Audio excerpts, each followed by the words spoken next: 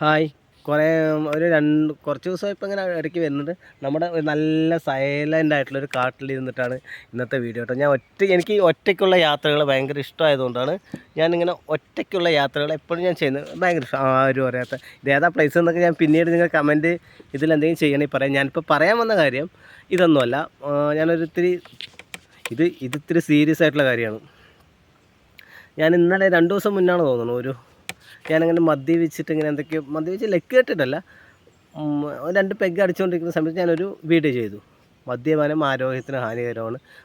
മദ്യപാനത്തിനെ പ്രോത്സാഹിപ്പിക്കാൻ വേണ്ടിയിട്ടോ അല്ലെങ്കിൽ മദ്യപാനം ആരോഗ്യത്തിന് പ്രത്യേകിച്ച് ഇത് ചെറിയ കുട്ടികൾ, ഈ 18 അത്രയും മദ്യപാനത്തിൻ്റെ പ്രായം 18 20 ആ വയസ്സിലുള്ള താഴെയുള്ള കുട്ടികൾ ഈ വീഡിയോ കാണരുത്. മദ്യപാനത്തിനെ പ്രോത്സാഹിപ്പിക്കാൻ വേണ്ടിയിട്ടും അല്ല. അപ്പോൾ അവരെന്നോട് പറഞ്ഞത്, എന്നെ ഫോൺ വിളിച്ച് പറഞ്ഞത്, നിനക്ക് ഇങ്ങനെ മദ്യപിക്കുന്ന യൂട്യൂബിലിട്ടാൽ നിനക്കൊരു ഭാവി. ഞാൻ കല്യാണം കഴിച്ചില്ല, ഞാൻ മാരീഡ് അല്ല കേട്ടോ. ഇപ്പം കല്യാണമൊക്കെ നോക്കിക്കൊണ്ടിരിക്കുന്നുണ്ട്. അപ്പം നമ്മൾ മാറ്ററിൽ നിന്ന് പോയി. അപ്പം എന്താണെന്ന് വെച്ച് കഴിഞ്ഞാൽ എന്നെ ഫോൺ ചെയ്ത്, നിനക്കെന്താ അത്ര ബോധമില്ലേ, നിനക്കെന്താ ഇതൊരു കല്യാണാലോചനയൊക്കെ വരുമ്പോൾ ഇത് പ്രശ്നമാവില്ലേ, അല്ലെങ്കിൽ ഇങ്ങനെയൊക്കെയാണ് പറയണത്. എന്താണ് പ്രശ്നം? ഞാൻ മാന്യമായിട്ട് ജോലി ചെയ്യുന്നു, ഞാൻ മാന്യമായിട്ട് എനിക്ക് കിട്ടുന്ന പൈസ കൊണ്ട് ഞാൻ മാന്യമായി നമ്മുടെ ഗവൺമെൻറ് വിൽക്കുന്ന സ്ഥലത്ത് പോയി, എനിക്ക് തോന്നുന്നു ഒരു 500-600 രൂപൻ്റെ ബോട്ടിലൊക്കെ ആയിരിക്കും നമ്മൾ മാക്സിമം വാങ്ങിക്കുക. അത് വാങ്ങിക്കുകയാണെങ്കിൽ എനിക്ക് തോന്നുന്നു, എൻ്റെ ലിസ്റ്റ് എൻ്റെ കയ്യിലില്ല, 400 രൂപ അങ്ങാണ്ട്, നമ്മൾ 400-350 രൂപ എങ്ങാണ്ട് ടാക്സ് കൊടുത്ത്, അത്രയും ടാക്സ് കൊടുത്തിട്ട് ഞാൻ ആ മദ്യം കൊണ്ടുവന്ന് ഞാൻ എൻ്റെ വീട്ടിലിരുന്ന് നമ്മൾ ഹാർഡ് വർക്കൊക്കെ ചെയ്തിട്ട് കഴിയുമ്പോൾ ഒരു എൻ്റർടൈൻമെൻറ്റിന് വേണ്ടി 1-2 പെഗ് അടിക്കുന്നതിന് ഞാൻ ആരെയാണ് ബോധ്യപ്പെടുത്തേണ്ടത്? അല്ലെങ്കിൽ അത് മാറ്റി വെച്ചുകൊണ്ട് അത് എന്നെ അറിയാവുന്നവർക്കറിയാം ഞാൻ ആരാന്നും എന്താണെന്നും. പിന്നെ ഞാൻ ഇതിനു വേണ്ടി ഞാൻ ആരെയും ബോധ്യപ്പെടുത്താം? അല്ലെങ്കിൽ എന്താണ് ഞാൻ ചെയ്യേണ്ടത്? ഞാൻ മാന്യമായി ജോലി ചെയ്യുന്നു. മാന്യമായി ജോലി ചെയ്ത് കിട്ടുന്ന പൈസ കൊണ്ട് ഞാൻ മാന്യമായി മദ്യം വിൽക്കുന്ന ഒരു സ്ഥലത്ത് പോയി, അവിടെ പോയി 1-2 പെഗ് ഞാൻ അത് മദ്യം വാങ്ങിച്ചു കൊണ്ടുവന്ന് എൻ്റെ വീട്ടിലിരുന്ന് ഞാൻ മദ്യപിച്ച്, ഞാൻ പുറത്ത് പോയി ഒരു പ്രശ്നം ഉണ്ടാക്കാനോ പുറത്ത് പോയി സമൂഹത്തിലൊരു പ്രശ്നം ഉണ്ടാക്കാനോ ഒന്ന് നിന്ന് കഴിഞ്ഞാൽ നിങ്ങൾ ഈ പറയുന്നത് ശരിയാണ്. ഇതിപ്പോൾ ഒരു കല്യാണ ആലോചനയൊക്കെ വരുന്നുണ്ടെന്ന് വിചാരിച്ച് എനിക്ക് ഭാവിയിൽ കല്യാണം വരുമോ, ജീവിതം നശിച്ചു പോകില്ലേ? എന്താണ് പ്രശ്നം? ഞാൻ ഇത്രയും ടാക്സ് കൊടുത്തു ഗവൺമെൻറ്റിൻ്റെ ഒരു പുരോഗതിക്ക് വേണ്ടിയിട്ടാണ് നമ്മൾ മദ്യപിക്കുന്നത് തന്നെ. അല്ലാണ്ട് മദ്യപിക്കാൻ വലിയ താല്പര്യം ഉണ്ടായിട്ടല്ല. കാരണം എനിക്ക് തോന്നുന്നു, നമ്മളിപ്പോൾ 1 കിലോ അരി മേടിച്ച് കഴിഞ്ഞാൽ ചുരുങ്ങിയതൊരു 5 രൂപയോ ഒരു 10 രൂപേൻ്റെ ഉള്ളിലായിരിക്കും ടാക്സ് കൊടുക്കുക.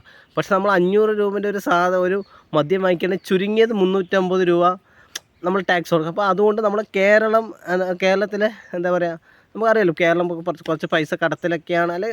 നമ്മുടെ സംസ്ഥാനത്തിൻ്റെ പുരോഗതിക്ക് വേണ്ടിയിട്ടാണ് ആണല്ലോ ഇത്രയും മദ്യ ഷോപ്പുകൾ തുറന്ന് വെച്ചിരിക്കുന്നതും.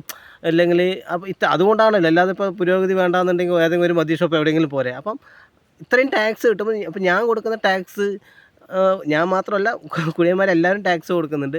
അപ്പോൾ അത് നമ്മുടെ സംസ്ഥാനത്തിൻ്റെ പുരോഗതിക്ക് ഒരു ഭാഗമാവും എന്ന് വിചാരിച്ചുകൊണ്ട് ഞാൻ മദ്യപിക്കുക. അല്ലാണ്ട് നമ്മൾ മദ്യത്തിന് അഡിക്റ്റായിട്ടോ ഒന്നുമല്ല. നമ്മൾ ഒരാഴ്ചയിൽ ഒരു പ്രാവശ്യം നമ്മുടെ ഗവൺമെൻറ് ടാക്സ് കൊടുക്കണം. അപ്പോൾ നമ്മൾ അരി വാങ്ങിച്ചു കഴിഞ്ഞാൽ നമുക്ക് തുച്ഛമായ പൈസ, അരിക്കച്ചവടം ഞാൻ കൂടെ ഉള്ളത് കൊണ്ടാണ് കേട്ടോ പറയുന്നത്, തുച്ഛമായ പൈസയാണ് നമുക്ക് ടാക്സ് കൊടുക്കാൻ പറ്റുള്ളൂ. പക്ഷേ ഏറ്റവും കൂടി നമുക്ക് ടാക്സ് കൊടുക്കാൻ പറ്റുന്നത് ഇതിലാണ്. അപ്പോൾ ഞാനിത് പറയാൻ വന്നത്, എന്നോട് പറഞ്ഞവർക്ക് ഞാൻ മാന്യമായി പണി ചെയ്യുന്നു, ആ പൈസ കൊണ്ട് ഞാൻ മാന്യമായി മദ്യം മേടിച്ച് ഞാൻ മാന്യമായി എൻ്റെ വീട്ടിൽ നിന്ന് ഞാൻ മദ്യപിക്കുന്നത് നിങ്ങൾക്ക് ഇത്ര ഛേദമാക്കേണ്ട ആവശ്യമില്ല. ഇത് വീഡിയോ കാണുന്ന അവർക്ക് മനസ്സിലാവും ഞാൻ ആരെയാണ് എന്താണ് പറഞ്ഞതെന്ന്. അല്ലാതെ നമ്മുടെ സമൂഹത്തിന് മുന്നേ എന്തെങ്കിലും, ശരിയാണ് മദ്യപിച്ചിട്ട് വണ്ടി ഓടിക്കുന്നത് തെറ്റാണ്, മദ്യപിച്ച് നമ്മൾ പൊതുസ്ഥലത്തിരുന്ന് മദ്യപിക്കുന്നത് തെറ്റാണ്, പിന്നെ മദ്യപിച്ചിട്ട് ആരെങ്കിലും പ്രശ്നങ്ങൾ ഉണ്ടാക്കുന്നതും അല്ലെങ്കിൽ പൊതുസ്ഥലത്തൊക്കെ പോയി നിൽക്കുന്നതും അതൊക്കെ തെറ്റാണ്. ഞാൻ എൻ്റെ വീട്ടിലിരുന്നിട്ടാണ് മദ്യപിക്കുന്നത്. ഞാൻ ഞാൻ പുറത്ത് പോകാറുമില്ല.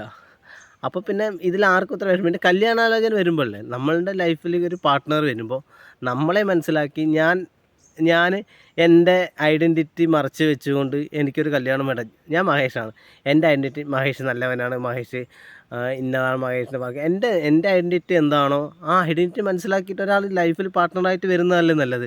അല്ലാതെ ഞാനെല്ലാം മറിച്ച് ഞാൻ മാന്യനാണ് എന്ന് പറഞ്ഞുകൊണ്ട് ഇത് ചെയ്യണം എന്നല്ല പറയുന്നത്, ചെയ്യാതെ അപ്പോൾ നമുക്ക് അതിലൊരു അർത്ഥമില്ല.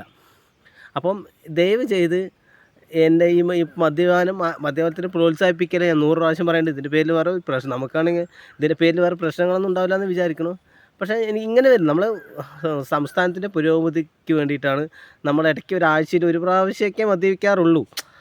ആഴ്ചയിൽ 1-2 പ്രാവശ്യം, ഞായറാഴ്ചയൊക്കെ ഒന്ന് ലീവൊക്കെ ആവുന്ന സമയത്തൊക്കെയാണ് നമ്മളിത് ചെയ്യാറ്. ഇപ്പോൾ എന്താ സമൂഹത്തിൽ നിൽക്കാൻ മതി. യൂട്യൂബ് തുടങ്ങിക്കഴിഞ്ഞപ്പോൾ എന്താണ് യൂട്യൂബിൽ നിന്ന് പൈസ കിട്ടാൻ തുടങ്ങിയില്ലേ?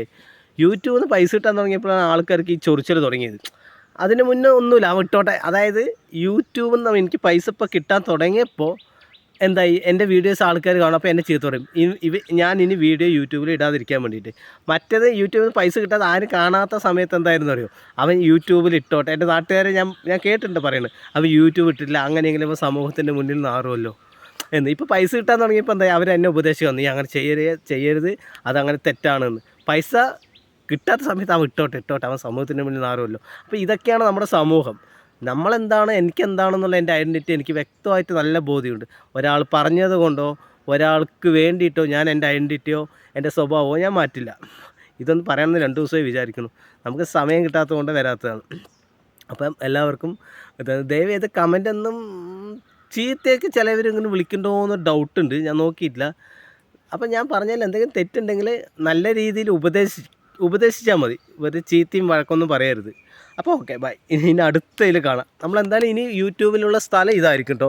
നല്ല സെറ്റ് സ്ഥലമല്ലേ ഇത്. ഒറ്റയ്ക്കൊക്കെ വന്ന് ഒരു ഞാൻ എൻ്റെ വണ്ടിയിൽ കട്ടൻ ചായ ഉണ്ട്. ഞാൻ വേറൊരു കാര്യം കൂടി പറയട്ടെ, ചില സമയത്ത് ഞാൻ മദ്യം എന്ന് പറയുന്ന ഒഴിച്ച് കുടിക്കുന്നത് കട്ടൻ ചായയാണ്.